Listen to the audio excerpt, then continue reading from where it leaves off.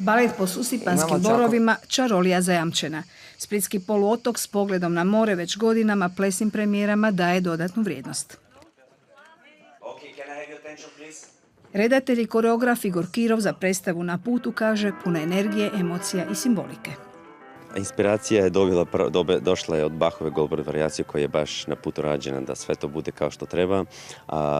Imamo 30 varijacija, 2 arije, 32 različite scene gdje se rađamo i gdje umiramo, gdje prolazimo i dolazimo, gdje ostajemo i nastavimo.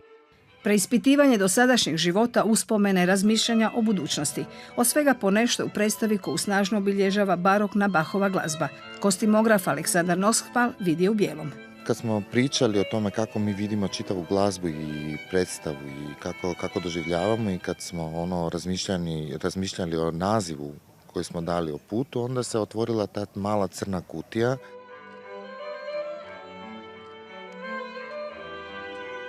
Prvo počinjemo u špicama, onda ih kasnije skidamo, tako da se malo mijenja način plesa, ali svakako je to lijepo. Znači ima i nježnijih, mirnijih, klasičnijih dijelova, ali opet je tu jedan odmak, opet je sve to na neki suvremeniji, moderniji način napravljeno.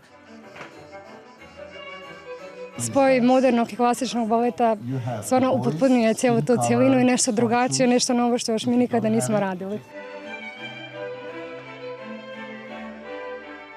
S ovo predstavu sam htjela isto da pokažem da su naši plesači koji su univerzalni, koji može da rade sve, zato što tako funkcionira jedna kompanija svugdje na svetu, da su plesači baš kao što bi se rekao, capable of doing everything, da može publika da vide da oni rade i špic, i moderno, i malo savremeno.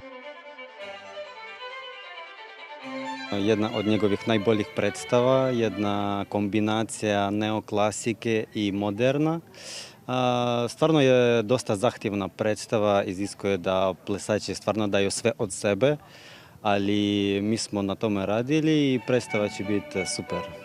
Kirov je prvotno zamislio balet s 14 plesača, ipak na sceni ih je 3 više, jer svatko ga je, kaže, na osobit način nadahnuo. Kirov splitski ansambl dobro poznaje, mnogi ga vide kao nasljednika Dinka Bogdanića.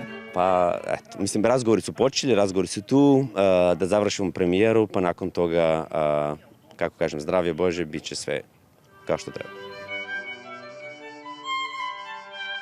Večeras ćemo doznati kako je prošla premijera, a najdalje u rujnu tko će balet Splitskog HNK povesti u novu kazališnu sezonu.